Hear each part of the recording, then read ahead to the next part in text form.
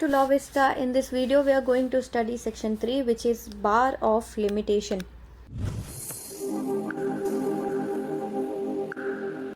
Bar of limitation की बात होती है सेक्शन 3 में। ये जो है वो पार्ट 2 है, जहाँ पे क्या बताया जा रहा है, limitation for suits, appeals and application. Suits, appeals and applications के लिए लिमिटेशन पीरियड क्या होगा और उससे रिलेटेड प्रोविजंस हमें पार्ट 2 में बताए जाते हैं। तो सेक्शन 3 बताता है bar of limitation. Sub section 1 कहता है कि subject to the provisions contained in section 4 to 24 inclusive, यानी 4 और 24 को इंक्लूड करके suit instituted, appeal preferred and application made after the prescribed period shall be dismissed, although limitation has not been set up as a defense.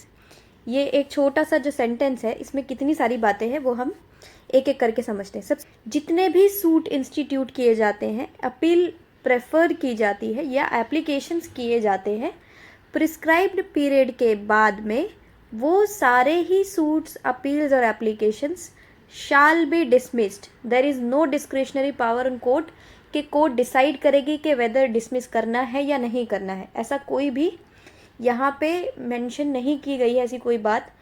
यानी जब एक बार prescribe period के बाद में कोई सूट लेकर आता है या कोई अपील लेकर आता है या एप्लीकेशन लेकर आता है प्रिस्क्राइब पीरियड के ख़त्म हो जाने के बाद में, तो उसके बाद में सूट, अपील और एप्लीकेशन डिसमिस हो जाएगा। छोटी सी डिटेल जो आपको यहाँ पे हमेशा याद रखनी है वो ये है कि कोई भी जो सूट होता है वो हमेशा इंस्टीट्यूट होता है, सूट का इंस्टीट्यूशन होता है, अपील को प्रेफर किया जाता है और application is made before the court. Although limitation has not been set up as a defence. ऐसा नहीं है कि एक पर्सन ने सूट फाइल किया और जो डिफेंडेंट है वो डिफेंडेंट आता है और डिफेंडेंट कोर्ट में आने के बाद बोलता है कि सूट फाइल किया गया है। वो सूट तो लिमिटेशन पीरियड के बाद फाइल किया गया है, यानी जो सूट के लिए प्रिस्क्राइब पीरियड था उसके बाद में सूट फाइल किया गया है और उसके बाद में कोर्ट डिसाइड करे कि हाँ लिमिटेशन पीरियड के बाद हुआ है। ऐसा कुछ नहीं होता है। ये सेंटेंस का यही मतलब है, although limitation has not been set up as a defence. भले ही लिमिटेशन का जो डिफेंस है वो अपोजिट पार्टी ने लिया हो या नहीं लिया हो, at the first instance court को लगता है कि सूट है या अपील है या एप्लीकेशन है, ये प्रिस्क्राइब पीरियड के बाद में लाई गई है, तो उसके बाद में वो डिसमिस हो जाएगा। इतना सारा ये डिटेल में बताने का यही मेरा मोटिव था, वो ये था कि आपको ये याद रखना है कि जो सूट, अपील, एप्लीकेशन होगा वो डिसमिस हो जाएगा, it shall be dismissed. Okay. Sub section 2 क्या बताता है, for the purpose of this act a suit is instituted. अब हमें ऊपर बताया गया है कि सूट इंस्टीट्यूट होगा, तो कब इंस्टीट्यूट हुआ है ऐसा माना जाएगा, ये हमें सबसेक्शन 2 डिफाइन करके, एक्सप्लेन करके बताता है। सूट इंस्टीट्यूट हुआ है ऐसा माना जाएगा इन ऑर्डिनरी केस।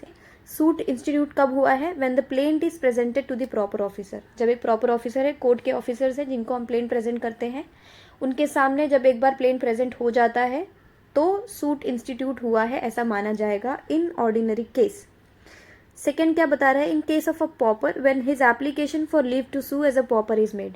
पॉपर कौन होता है, इंडिजेंट पर्सन। यानी जब आप एक प्रोसीडिंग के लिए कोर्ट में जाते हैं तो कभी कभी आपको कोर्ट की जो फ़ी होती है वो पे करनी पड़ती है। अब बहुत बार ऐसे होता है कि जो पर्सन है जो दावा लेकर जाता है कोर्ट में, उसके पास उतने इनफ पैसे नहीं होते कि वो कोर्ट की फ़ी भी अफोर्ड कर सके। तो वो जो पर्सन होता है जो कोर्ट की जो फ़ी है वो अफोर्ड नहीं कर सकता, उसे हम इंडिजेंट पर्सन कहते हैं या पॉपर कहते हैं। तो जब एज अ पॉपर आपको कोई प्रोसीडिंग के लिए आगे बढ़ना है तो आपको एक पहले प्रायर एप्लीकेशन कोर्ट में करनी पड़ती है कि मैं एज अ पॉपर ये सूट को या प्रोसीडिंग जो है उसको मैं आगे बढ़ाना चाहता हूँ।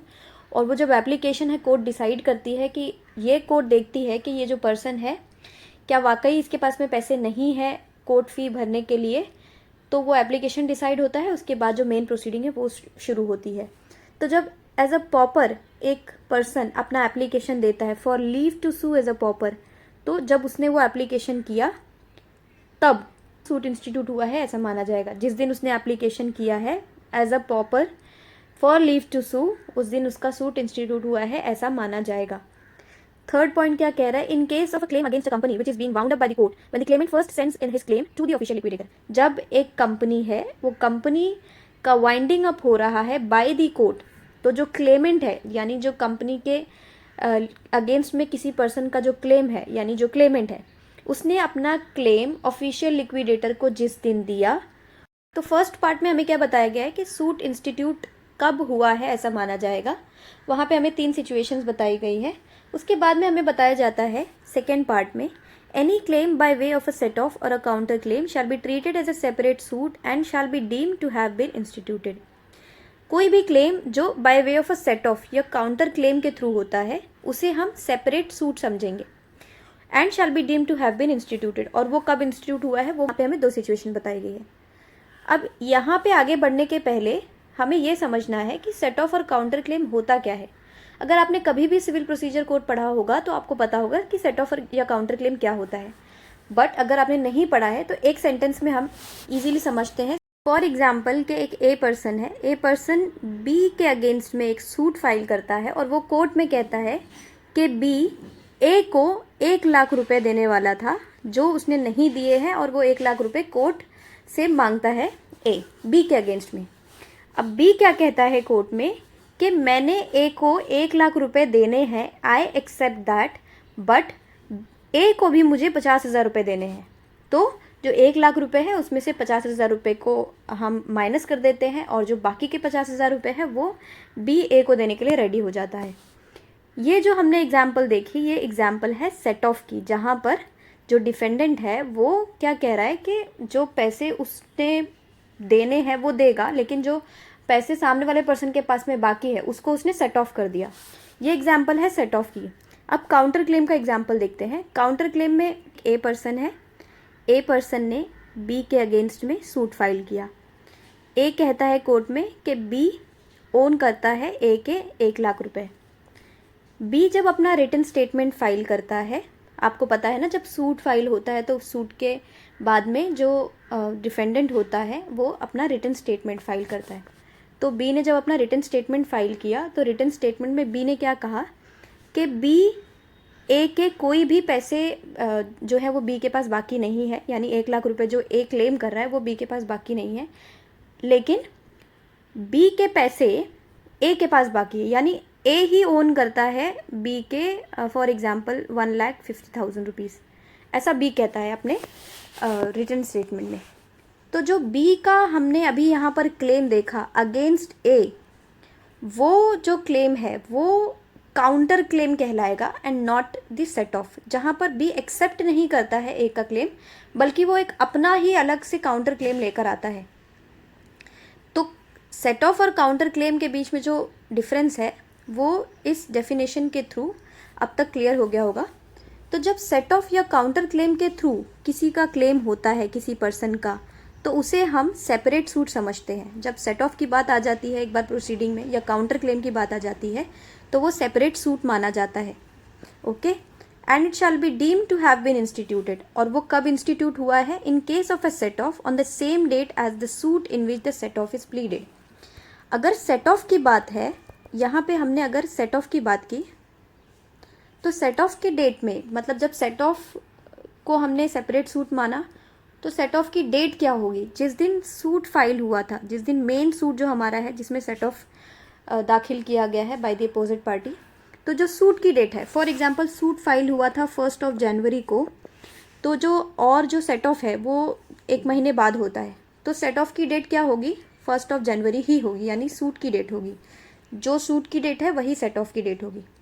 इन case of a counter claim on the date on which the counter claim is made in court. But अगर काउंटर क्लेम किया गया है, सूट किया गया है 1 जनवरी को और काउंटर क्लेम किया गया है 1 मार्च में, तो जो 1 मार्च होगा, सेपरेट सूट मान रहे हैं हम काउंटर क्लेम को, तो काउंटर क्लेम के लिए इंस्टीट्यूशन डेट क्या होगी? 1 मार्च। ये तीनों बातें यहाँ पर क्लियर है। यहाँ पे सबसे पहले बताया गया कि अगर कोई claim by way of a set off या काउंटर क्लेम के थ्रू होता है तो उसे हम सेपरेट सूट समझेंगे। अगर वो सेपरेट सूट है तो उनका इंस्टीट्यूशन का डेट भी, उनका जो इंस्टीट्यूशन का टाइम है वो भी अलग होगा। इन केस ऑफ सेट ऑफ, अगर एक सूट फाइल होता है और उस सूट में सेट ऑफ होता है, तो सेट ऑफ की डेट क्या होगी? सेट ऑफ के लिए इंस्टीट्यूशन डेट क्या होगी? जिस दिन सूट फाइल हुआ है वही सेम डेट होगी। But in case of a counter claim, जिस दिन काउंटर क्लेम किया गया उस दिन की डेट काउंटर क्लेम के लिए इंस्टीट्यूशन डेट होगी and not the date of the suit, जैसा हमने सेट ऑफ में देखा। ये 2 बातें यहाँ पर आई होप क्लियर होंगी। अब यहाँ पे हमें तीसरी बात क्या बताई जा रही है, an application by notice of motion in a high court is made when the application is presented to the proper officer of that court. अगर हाई कोर्ट में नोटिस ऑफ मोशन की बात की जाती है तो जब एप्लीकेशन प्रॉपर ऑफिसर को, उस कोर्ट के प्रॉपर ऑफिसर को दिया गया, उस दिन नोटिस ऑफ मोशन यानी जो हमारा एप्लीकेशन है उसका इंस्टीट्यूशन का डेट है, ऐसा माना जाएगा। सेक्शन 3 यहाँ तक के क्लियर होगा। अगर कोई डाउट रहता है तो आप मुझे कमेंट सेक्शन में पूछ सकते हैं। इसके बाद में हम करेंगे सेक्शन 4 एंड 5।